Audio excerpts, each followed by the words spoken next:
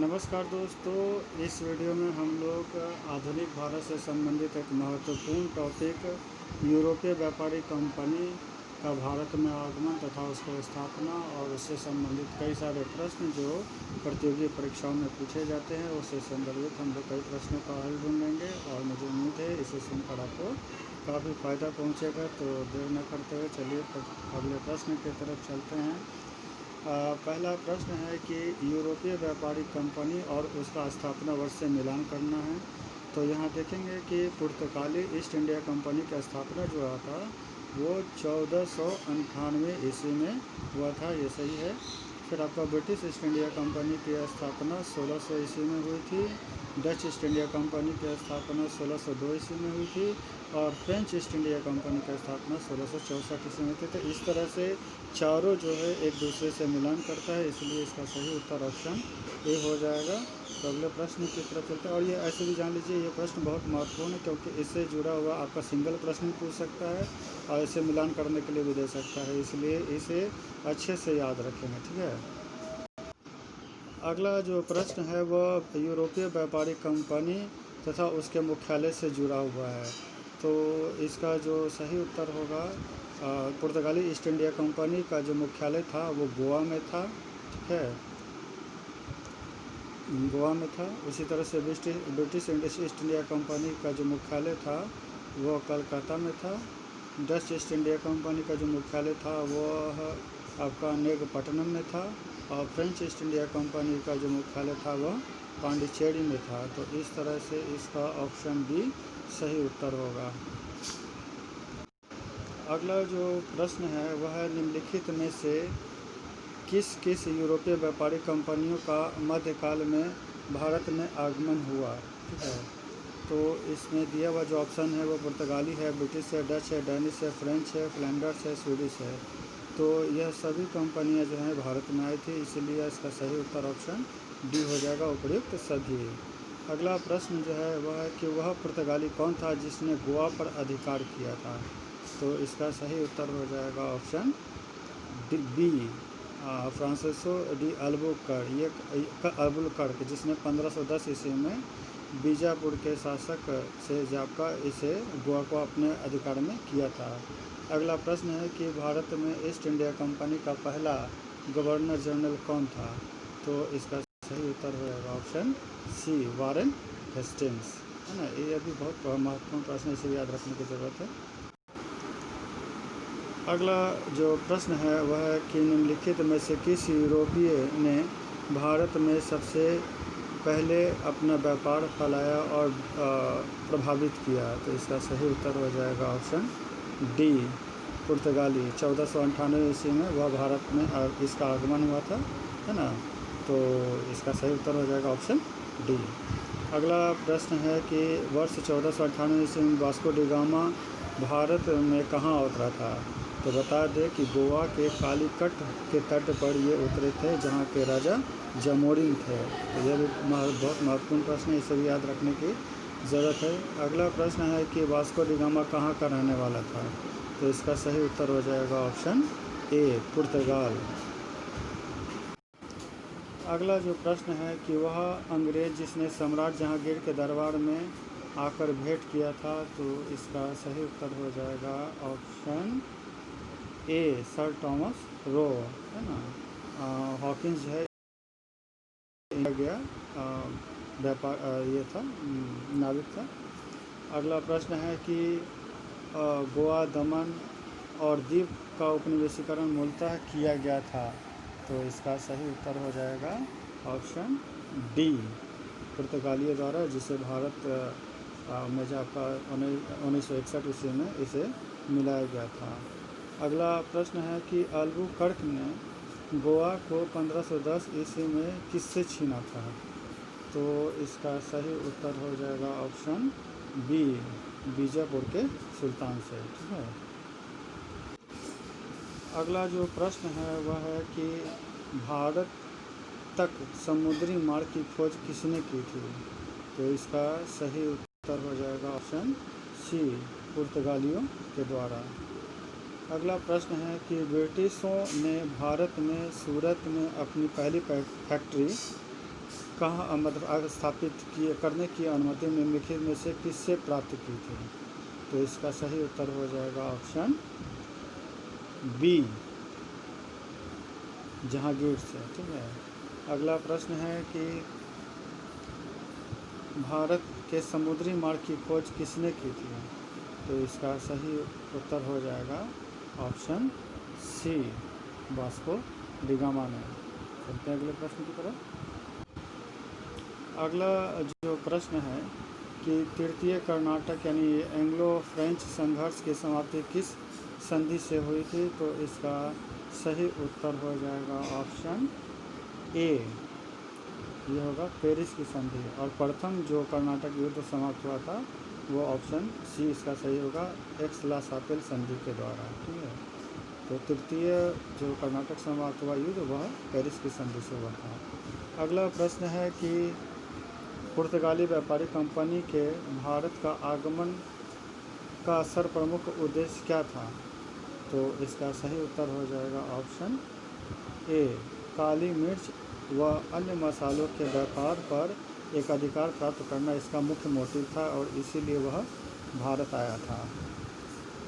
अगला प्रश्न है कि जब 17 मई 1498 ईस्वी में वास्को डी गामा कालीकट में उतरा तो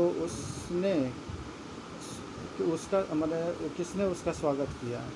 तो इसका पहले हम चर्चा कर दिए हैं। इसका सही उत्तर हो जाएगा ऑप्शन ए, कालीकट यानी कोझिकोड के राजा जमोरिन ने। अगले प्रश्न पर चलते हैं।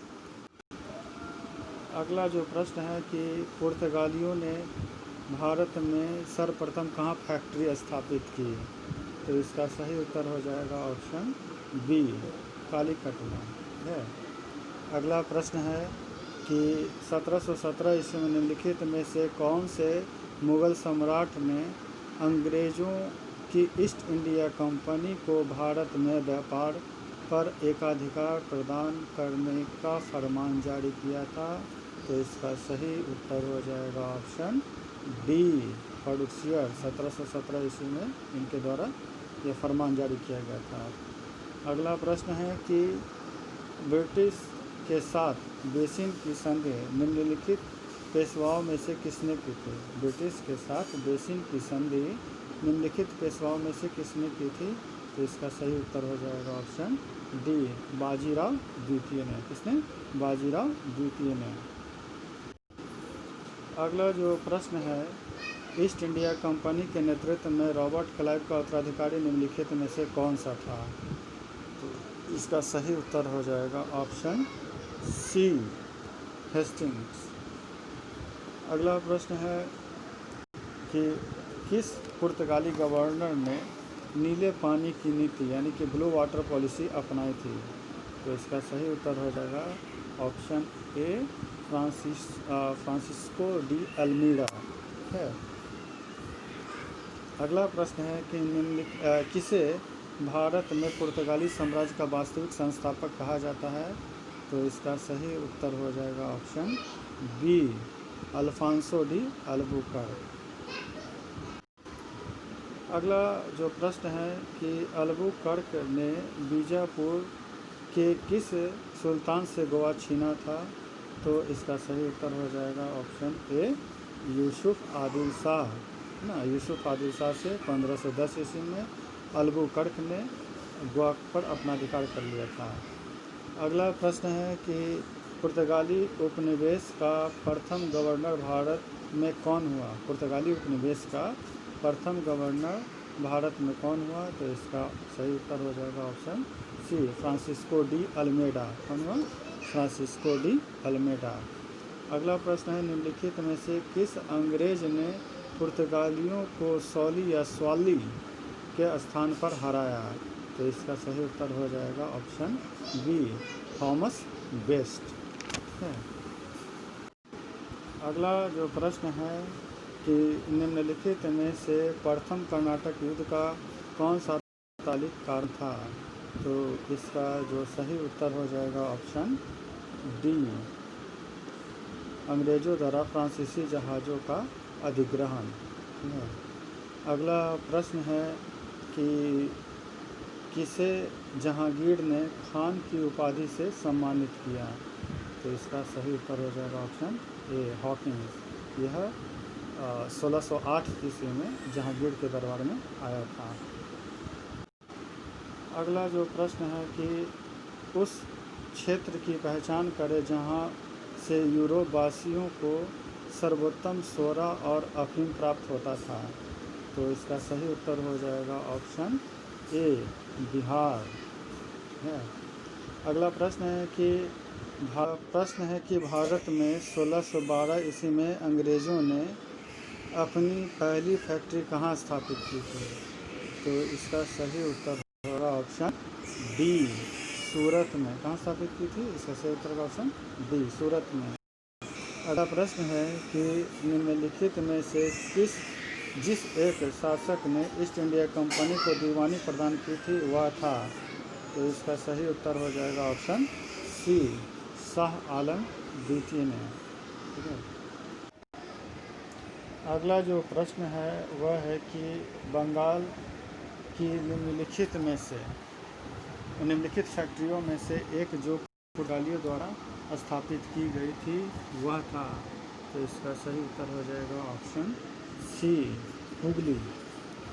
ठीक है। अगला प्रश्न है कि एक द्वीप पर निर्मित भारत का बड़ा नगर है। एक द्वीप पर निर्मित भारत का एक बड़ा नगर है। तो इसका सही उत्तर हो जाएगा ऑप्शन डी, मुंबई। अगला प्रश्न है कि भारत में तंबाकू के प्रचलन का श्रेय किसे है। भारत में तंबाकू के प्रचलन का श्रेय किसे है। तो इसका सही उत्तर हो जाएगा ऑप्शन बी, पुर्तगालियों का है। यह प्रश्न आपको मिलान करने के लिए दिया रहा है, जिसमें एस्तादो द इंडिया, इसका सही उत्तर हो जाएगा कि यह पुर्तगालियों के सामुद्रिक साम्राज्य का नाम था। ठीक है। कार्टेज, यह पुर्तगालियों द्वारा जारी किया जाने वाला पारपत्र या आज्ञा पत्र था। और इन्विक्सिशन, इसका सही उत्तर होगा पुर्तगालियों द्वारा स्थापित धार्मिक न्यायाधिकरण था। और पोर्टो ग्रांडे, यह यानी कि महान बंदरगाह, यह होगा पुर्तगालियों द्वारा चिटगांव को दी गई संज्ञा। तो इसका सही उत्तर हो जाएगा ऑप्शन ए, है ना। ऐसे हालांकि इससे जुड़ा हुआ क्वेश्चन बहुत कम ही पूछा जाता है। अगले प्रश्न पर चलते हैं। अगला वह है कि 18वीं सदी में भारत में लड़े गए युद्धों का निम्नलिखित में से कालानुक्रम जो है वो कौन सा था। तो इसका सही उत्तर हो जाएगा ऑप्शन बी, अंबर का युद्ध, पलासी का युद्ध, वांडीवास का युद्ध और बक्सर का युद्ध। कौन कौन? अंबर का युद्ध, पलासी का युद्ध, वांडीवास का युद्ध और बक्सर का युद्ध। अगला प्रश्न है कि भारत में यूरोपीय शक्तियों के प्रवेश के संदर्भ में कौन सा कथन सही नहीं है ना। कौन सा कथन सही नहीं है, तो इसमें देखते हैं। तो पुर्तगालियों ने 1499 में गोवा पर कब्जा किया था। यह ऑप्शन जो है वह गलत है। यहाँ जो पूछा जा रहा देख लीजिए, कथन कौन सा सही नहीं है। तो पुर्तगालियों ने 1499 में नहीं बल्कि 1510 ईस्वी में गोवा पर अधिकार किया था, यह सही है। इसलिए इसका सही उत्तर होगा ऑप्शन ए। अगला जो प्रश्न है वह है कि भारत में फ्रांसीसियों ने अपना सबसे पहला कारखाना निम्नलिखित में से कहाँ लगाया। तो इसका सही उत्तर हो जाएगा ऑप्शन ए, सूरत में। ठीक है। अगला प्रश्न है कि भारत में पहली मुद्रण मशीन यानी प्रिंटिंग प्रेस की स्थापना किसने की थी। तो मुद्रण या मशीन या प्रिंटिंग प्रेस लाने का जो श्रेय जाता है वह पुर्तगालियों को जाता है, इसलिए इसका ऑप्शन ए सही होगा। अगला प्रश्न है कि यूरोपीय व्यापारी कंपनियों के कारखाने फैक्ट्री होते थे। तो फैक्ट्री क्या होते थे। तो इसका सही उत्तर हो जाएगा ऑप्शन सी, यह भंडार गृह एवं उत्पादन केंद्र दोनों हुआ करता था। ठीक है। अगले प्रश्न पर चलते हैं। अगला जो प्रश्न है वह है कि पुर्तगाली उपनिवेशों गोवा, दमन और दीव को किस वर्ष जन आंदोलन के आधार पर भारत सरकार ने भारतीय गणराज्य में विलय कर लिया। तो इसका सही उत्तर हो जाएगा ऑप्शन ए, 1961 ईस्वी में। ठीक है। अगला प्रश्न है कि पुर्तगालियों की पहली फैक्ट्री कालीकट में 1500 ईस्वी में किसने स्थापित किया। तो इसका सही उत्तर हो जाएगा option B, Vasco da Gama. अगला प्रश्न है कि भारत में भारतीय वस्त्रों को प्रमुख निर्यात की वस्तु बनाने का श्रेय किसे दिया जाता है? भारत से भारतीय वस्त्रों को प्रमुख निर्यात की वस्तु बनाने का श्रेय किसे दिया जाता है? तो इसका सही उत्तर हो जाएगा ऑप्शन सी, फ्रांसीसियों को। अगला जो प्रश्न है कि डचों को भारतीय व्यापार से अलग करने में कौन सफल रहे? तो इसका सही उत्तर हो जाएगा ऑप्शन सी, अंग्रेज। ठीक है। अगला प्रश्न है कि वह कौन सा निर्णायक युद्ध था जिसमें अंग्रेज़ों ने डचों को हरा दिया, जिसके कारण डचों की भारत में चुनौती ही समाप्त हो गई? तो इसका सही उत्तर हो जाएगा ऑप्शन ए, बेदरा का युद्ध, जो 1559 ईस्वी में हुआ था। यह अंग्रेज और डचों के बीच लड़ा गया था। अगला प्रश्न है कि डचों ने अपनी पहली फैक्ट्री 1605 ईस्वी में कहाँ स्थापित की थी? तो इसका सही उत्तर हो जाएगा ऑप्शन सी, मसूलीपट्टनम है। अगला जो प्रश्न है वह है कि सीकरी और आगरा पहुँचने वाला पहला अंग्रेज व्यापारी था। सीकरी और आगरा पहुँचने वाला पहला अंग्रेज अधिकारी था ऑप्शन ए, राल्फ फिच। ठीक है। अगला प्रश्न पर चलते हैं कि ब्रिटिश ईस्ट इंडिया कंपनी का गठन किया, तो इसका देखते हैं किस लिए किया गया। इसका ऑप्शन हो जाएगा सही उत्तर ए, मर्चेंट एडवेंचर, साहसिक व्यापारियों के नाम से किया जाने वाले लंदन के कुछ व्यापारियों ने इसकी स्थापना की थी। ठीक है। अगला प्रश्न है कि 31 दिसंबर 1600 ईस्वी को किसने एक रॉयल चार्टर यानी राजकीय अधिकार पत्र जारी कर ब्रिटिश ईस्ट इंडिया कंपनी को पूर्वी देशों के साथ व्यापार करने का एकमात्र अधिकार जारी किया? तो इसका सही उत्तर हो जाएगा ऑप्शन ए, रानी एलिजाबेथ ने। ठीक है। अगला प्रश्न है वह है ब्रिटिश ईस्ट इंडिया कंपनी का प्रथम गवर्नर कौन था? ब्रिटिश ईस्ट इंडिया कंपनी का प्रथम गवर्नर कौन था? तो इसका सही उत्तर हो जाएगा ऑप्शन ए, थॉमस स्टाइथ। ठीक है। अगला प्रश्न है कि कैप्टन विलियम हॉकिंस किस जहाज़ से भारत पहुंचा? ये बहुत इंपॉर्टेंट है और क्वेश्चन बराबर ये पूछा जाता है। तो इसका सही उत्तर हो जाएगा ऑप्शन ए, हेक्टर। ठीक है। हेक्टर जहाज़ से हॉकिंस जो है वो भारत पहुंचा था। अगला प्रश्न है कि किस मुग़ल बादशाह ने 6 फरवरी 1613 ईस्वी को एक फरमान जारी कर अंग्रेज़ों को सूरत में एक अस्थायी कोठी खोलने की अनुमति दी? तो इसका सही उत्तर हो जाएगा ऑप्शन बी, जहांगीर ने। ठीक है। अगला प्रश्न है कौन इंग्लैंड के सम्राट जेम्स प्रथम का राजदूत बनकर 1615 ईस्वी में मुग़ल बादशाह जहांगीर के दरबार में पहुंचा था? तो इसका सही उत्तर हो जाएगा option C, sir Thomas Roe. ठीक है। अगले प्रश्न की तरफ चलते हैं। अगला जो प्रश्न है वह है कि 1661 ईस्वी में पुर्तगाल के राजा ने अपनी बहन कैथरीन यानी कि ब्रेगांजा की शादी इंग्लैंड के राजा चार्ल्स द्वितीय से की। इस उपलक्ष्य में उसने कौन सा भारतीय द्वीप चार्ल्स द्वितीय को दहेज के रूप में सौंप दिया? तो इसका सही उत्तर हो जाएगा ऑप्शन बी, बम्बई। अगला प्रश्न है कि इंटरलोपर्स थे।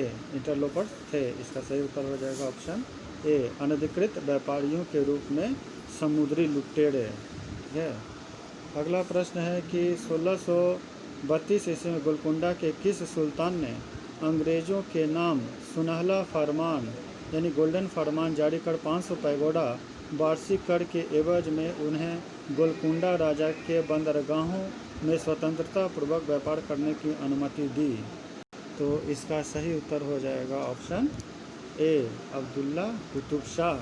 ठीक है। अगले प्रश्न पर चलते हैं। अगला जो प्रश्न है वह है कि 1639 ईस्वी में अंग्रेज फ्रांसीसी डे ने कहाँ के शासक से मद्रास को पट्टे पर लिया और वहाँ एक किलाबंद कोठी बनाई? तो इसका सही उत्तर हो जाएगा ऑप्शन ए, चंद्रगिरी के राजा से, है ना। चंद्रगिरी के राजा से उसने पट्टा प्राप्त करके मद्रास में अपनी कंपनी स्थापित की और वहाँ पर कोठी बनाई। अगला प्रश्न है कि अंग्रेज़ों ने पूर्वी भारत में पहली बार उड़ीसा में महानदी के मुहाने यानी डेल्टा पर हरिहरपुर बालासोर एवं पिपली में फैक्ट्रियां स्थापित की थी। तो इसका सही उत्तर हो जाएगा ऑप्शन ए 1633 ईस्वी में। ठीक है। अगला प्रश्न है कि शाहजहां के पुत्र एवं बंगाल के तत्कालीन सूबेदार शाह शुजा ने ब्रिटिश कंपनी के निशान यानी कि शहजादों द्वारा जारी आदेश पत्र कब प्राप्त हुआ, जिसमें कंपनी को 3000 रुपये वार्षिक कर के बदले व्यापार का विशेषाधिकार मिला। तो इसका सही उत्तर हो जाएगा ऑप्शन ए 1651 ईस्वी में। यह प्रश्न पूछा जाता है, इसलिए इसको याद रखना। ठीक है। अगला प्रश्न है कि किसने 1680 ईस्वी में एक फरमान जारी कर अंग्रेज़ों पर चुंगी की दर 2% से बढ़ाकर 3.5% कर दिया था। तो इसका सही उत्तर हो जाएगा ऑप्शन सी औरंगजेब ने।